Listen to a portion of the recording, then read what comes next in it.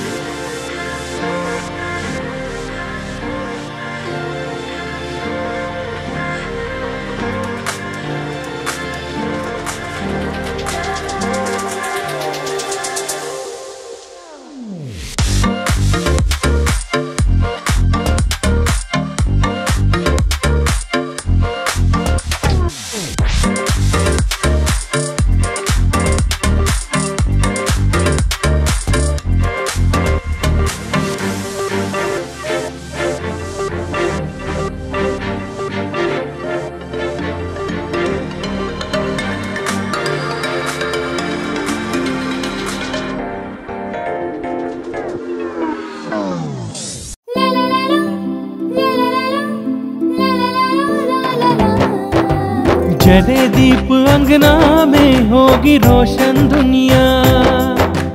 पलकों तले छा जाए चांद तारों का साया. रंगोली में खिले रंग खुशियों की भी तरानी. तन मन झिलमिल जाए हर पल होंगी सुहानी. ये अटूट बंधन खिले हर आशियाना. रंग वस्त्रों का खजाना मन भाए आराधना. रंग वस्त्रों का खजाना मन भाए आराधना. आराधना मारुति गली बेलगाम. मन भाए आराधना. अब समाचार विस्तार से. पाकिस्तान में पिछले कुछ दिनों के राजनीतिक घटनाक्रम का पहला अंक शनिवार की आधी रात को पाकिस्तानी संसद में हाई वोल्टेज ड्रामा के साथ समाप्त हुआ. पाकिस्तान की संसद में बीती देर रात इमरान खान के खिलाफ अविश्वास प्रस्ताव पारित किया गया. पाकिस्तान की संसद के 174 सदस्यों ने इमरान खान के खिलाफ मतदान किया, जिससे स्पष्ट हो गया है कि वो पाकिस्तान के अगले प्रधानमंत्री के रूप में पद छोड़ देंगे. इस प्रकार इमरान खान अविश्वास प्रस्ताव द्वारा पद से हटाए जाने वाले पाकिस्तान के पहले प्रधानमंत्री बन गए हैं. तय हुआ है कि उनकी जगह शाहबाज शरीफ पाकिस्तान के नए प्रधानमंत्री होंगे. इससे पहले सप्ताह में इमरान खान के खिलाफ अविश्वास प्रस्ताव दाखिल किया गया था. हालांकि पाकिस्तानी संसद के अध्यक्ष कासिम सूरी ने इमरान खान के खिलाफ अविश्वास प्रस्ताव को खारिज कर दिया. हालांकि मामला पाकिस्तान के सर्वोच्च न्यायालय में जाने के बाद अदालत ने कासिम सूरी के फैसले को खारिज कर दिया और अविश्वास प्रस्ताव की अनुमति दी. इसी के तहत शनिवार को इमरान खान के खिलाफ संसद में अविश्वास प्रस्ताव लाया गया. देर रात प्रस्ताव पर मतदान में 174 सांसदों ने इमरान खान के खिलाफ मतदान किया. इसलिए अब स्पष्ट है कि इमरान खान पाकिस्तान के प्रधानमंत्री के रूप में पद छोड़ देंगे. भारत की चीन को करारी प्रतिक्रिया. भारत ने पूर्वी लद्दाख के हॉट स्प्रिंग्स में पेट्रोल पॉइंट 15 से सैनिकों को वापस लेने के चीन के प्रस्ताव को खारिज कर दिया है. चीनी विदेश मंत्री वांग यी पिछले महीने भारत पहुंचे थे. उसी समय चीन ने भारत के सामने प्रस्ताव रखा था. प्रस्ताव को खारिज कर भारत ने चीन को कड़ा जवाब दिया है. सरकारी सूत्रों के मुताबिक चीन ने भारतीय सैनिकों को वापस बुलाने का प्रस्ताव रखा था, जो पिछले 2 साल से पेट्रोलिंग पॉइंट पर भारतीय सेना का सामना कर रहे थे. PP-16 और PP-17 के बीच करम सिंह चौकी पर थे. चीन ने कहा कि वो नियंत्रण रेखा के तुरंत बाद अपनी सेना को वापस बुला लेगा. सूत्रों ने कहा कि प्रस्ताव भारत को स्वीकार्य नहीं था, क्योंकि ये लगभग PP-15 के चौराहे पर था, जो चीन और भारत के बीच विवाद की पंक्ति है. अगर भारत ने इस प्रस्ताव को स्वीकार कर लिया होता तो चीनी सैनिक थोड़ी दूरी पीछे हट जाते, लेकिन भारतीय सेना को कई किलोमीटर दूर पीछे हटना पड़ता. विधायक अभय पाटिल की संकल्पना से गोबर टिक्की पर दाह संस्कार की व्यवस्था। शहर में होने वाले अंत्य संस्कार गोबर टिक्की पर करने का सुझाव विधायक अभय पाटिल ने दिया था। इसी के तहत रविवार को प्रायोगिक तौर पर इसकी शुरुआत की गई।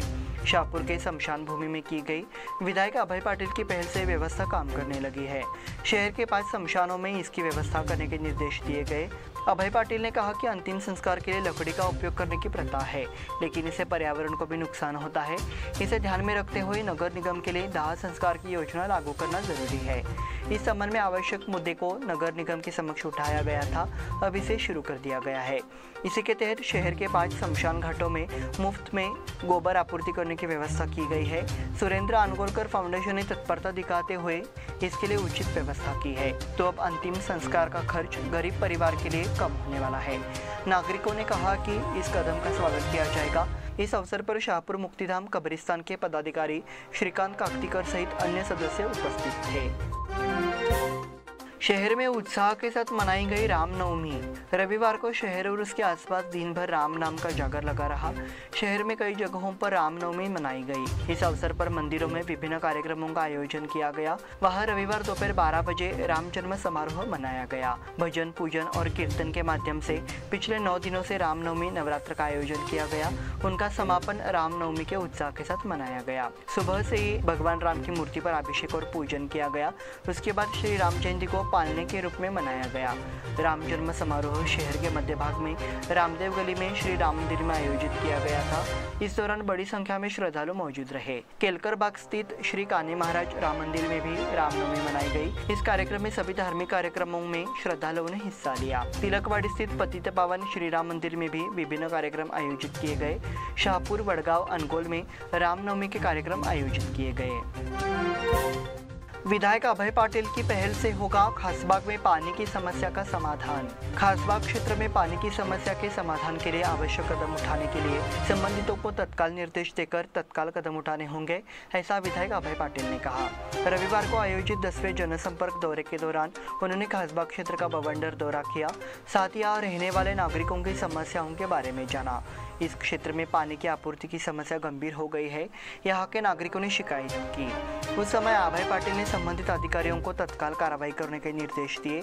उन्होंने चेतावनी दी कि खासबाग क्षेत्र के निवासियों को स्वास्थ्य सुविधाएं और स्वच्छता प्रदान करने के लिए कोई प्रयास नहीं किया जाएगा। वार्ड नंबर 21 में मुद्दों को संबोधित करने के लिए दौरे को तैयार किया गया था। सर्वे की शुरुआत बनशंकरी नगर से हुई। वहां से बाजार गली, बसवान गली, गणेश सर्कल, मारुति गली, रेणुका नगर, शांति कॉलोनी, राघवेंद्र कॉलोनी, साई नगर में समस्याओं की पहचान की गई। वार्ड नंबर 56 में पुराने बेलगाम क्षेत्र का भी निरीक्षण किया गया। रामलिंग गली, रत गली, अम्बेडकर गली, कनकदास नगर, लक्ष्मी गली, खनुकर गली, कलमेश्वर नगर, देवांग नगर का निरीक्षण किया गया। पार्षद प्रीति कामकर, शीतल खनुकर और अन्य कार्यकर्ताओं ने दौरे की योजना बनाई थी। तूफानी बारिश से बेलगाम तालुका क्षेत्र प्रभावित। बेलगाम तालुका में शनिवार को भारी बारिश हुई। ग्रामीण इलाकों में भी भारी बारिश हुई। वहीं तालुका के कई गांव तूफान से हिल गए। हलगा, बसवाड़, तारीहाल और धामने में जोरदार झटका लगा। पेड़ और बिजली के खंभे गिर गए। धामने में घर की छत गिर गई और काफी नुकसान हुआ। इससे तालुका के किसान काफी थक गए थे। वर्तमान में किसानों ने गर्मी की फसल प्राप्त करने के लिए तालुका में खेती शुरू कर दी है। हालांकि भारी बारिश ने किसानों को प्रभावित किया है। शनिवार दोपहर करीब 1 घंटे तक बारिश हुई। Fort road, central bus stand, Gandhinagar, Veerabhadra Nagar में पानी बहता देखा गया। इससे नागरिकों का लेन देन ठप हो गया। धामने में एक परिवार के घर की छत गिर गई और काफी नुकसान हुआ। साथ ही खानापुर तालुका में भी भारी बारिश से ईंट के कारोबार को नुकसान पहुंचा। इस बुलेटिन में वक्त हो गया है छोटे से ब्रेक का। देखते रहिए smart plus. Poddar brothers jewellers, a perfect blend of traditional and modern jewelry in North Karnataka, Goa and southern Maharashtra, serving since 5 generations.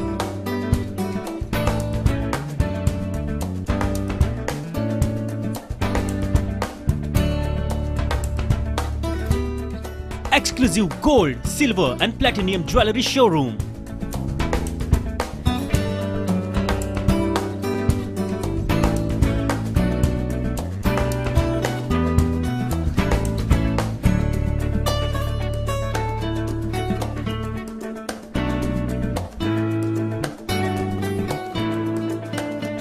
Poddar Brothers, Poddar Sons and Grandsons. खडे बाजार, बेळगाव. Call is on 0831 240550 और 51 और 52 or 53. Visit us at www.potdarjewellers.com. बेलगाम वासियों के पसंद में उतरा उड़ान बार एंड रेस्टोरेंट। सोशल डिस्टेंसिंग का ख्याल रखते हुए हमारा स्टाफ देता है बेहतरीन सर्विस का विश्वास। यहां है पार्टी और फंक्शन के लिए 3 आलीशान हॉल, कारपोरेट डिनर मीटिंग के लिए 3 अलग कक्ष, आईपीएल मैच देखने के लिए 3 बड़े स्क्रीन की विशेष सुविधा। इसके साथ ही साफ सुथरा किचन जहां हमारा वेल क्वालिफाइड स्टाफ देता है क्वालिटी और हाइजीनिक फूड की गारंटी।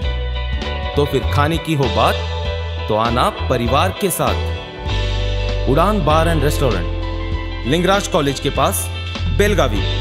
फोन 0831243577। ब्रेक के बाद फिर से आपका स्वागत। बढ़ते हैं अगले समाचार की ओर। राज्य सरकार ने महादाई नदी से अब तक 14 टीएमसी पानी पाने के लिए संघर्ष किया है। राज्य सरकार पर्यावरण नियंत्रण बोर्ड से अनुमति लेकर कर्नाटक राज्य में और पानी पहुंचाने की कोशिश कर रही है। जिला संरक्षक मंत्री गोविंद कारजोल ने मुख्यमंत्री बसवराज बोम्मई से इस पर चर्चा की। केंद्र सरकार भी इस पर काम कर रही है, ऐसी जानकारी सांसद मंगला अंगड़ी और राज्य प्रवक्ता एमबी जिल्ली ने प्रेस वार्ता में दी। उन्होंने कहा कि कर्नाटक राज्य को महादाई नदी से अधिक पानी की जरूरत है। इसके लिए मध्यस्थ के पास शिकायत भी दर्ज कराई गई थी, जिसके तहत 14 टीएमसी पानी उपलब्ध कराया गया है। अनिल बेनके, पूर्व विधायक संजय पाटिल सहित अन्य पदाधिकारी उपस्थित थे। खानापुर में जगन्नाथ रथ यात्रा संपन्न। इस्कॉन द्वारा शनिवार को खानापुर में भव्य जगन्नाथ रथ यात्रा का आयोजन किया गया। इस यात्रा में खानापुर से बड़ी संख्या में कृष्ण भक्तों ने भाग लिया। इस जुलूस के बीच भगवान कृष्ण, बलराम और सुभद्रा की मूर्तियों वाला एक रथ था। उसके बाद भगवान कृष्ण के चरित्र को दर्शाने वाले कई रथों ने भाग लिया था। इसी चित्र रथ की पूजा कर रथ यात्रा की शुरुआत की गई।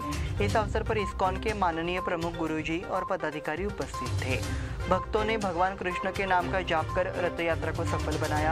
शोभा यात्रा खानापुर में मुख्य सड़क से शुरू हुई और देखने लायक थी। डॉक्टर अच्युत माने के चरित्र जीवन रंग पुस्तक का प्रकाशन 17 तारीख को होगा। प्राध्यापक डॉक्टर अच्युत माने के जीवन पर आधारित जीवन रंग पुस्तक का प्रकाशन समारोह 17 अप्रैल को पूर्व राज्यपाल पद्मश्री डॉक्टर DY पाटिल करेंगे। कार्यक्रम की अध्यक्षता केंद्रीय सामाजिक न्याय मंत्री ने की। पुस्तक प्रकाशन समिति के अध्यक्ष अशोक कुमार रासोड़े ने यह शासकीय विश्राम गृह में आयोजित संवाददाता सम्मेलन में कहा कि इस अवसर पर रामदास आठवले मौजूद रहेंगे और जीवन के सभी क्षेत्रों के गणमान्य व्यक्ति मौजूद रहेंगे। उन्होंने इस बात की जानकारी देते हुए कहा कि प्रोफेसर डॉक्टर अच्युत माने की जीवन रंग पुस्तक आने वाली पीढ़ियों के लिए मार्गदर्शक होगी। 17 तारीख को मराठा मंडल सांस्कृतिक भवन में सुबह 10:30 बजे कार्यक्रम का आयोजन होगा। इस अवसर पर त्रिपुरा, बिहार, पश्चिम बंगाल के पूर्व राज्यपाल पद्मश्री डॉक्टर DY पाटिल जीवन रंग पुस्तक का प्रकाशन करेंगे। चांदी से बनी राम मंदिर की प्रतिकृति। चांदी से कई कलाकृतियां बनाने का शौक रखने वाले युवक विराज राजापुरकर ने रामनवमी के मौके पर अयोध्या में राम मंदिर की एक छोटी प्रतिकृति बनाई है। इसकी काफी सराहना की जा रही है। उन्होंने पहले क्रिकेट विश्व कप की छोटी प्रतिकृतियां और साथ ही कई छोटी प्रशंसनीय प्रतिकृतियां बनाई है। अयोध्या में भगवान राम का विश्व प्रसिद्ध मंदिर बनाया जा रहा है। वडगांव के विराज राजापुरकर ने अपनी कला से इस मंदिर को बनाने के उद्देश्य से चांदी और सोने का उपयोग करके अयोध्या में राम मंदिर की एक छोटी प्रतिकृति बनाई है।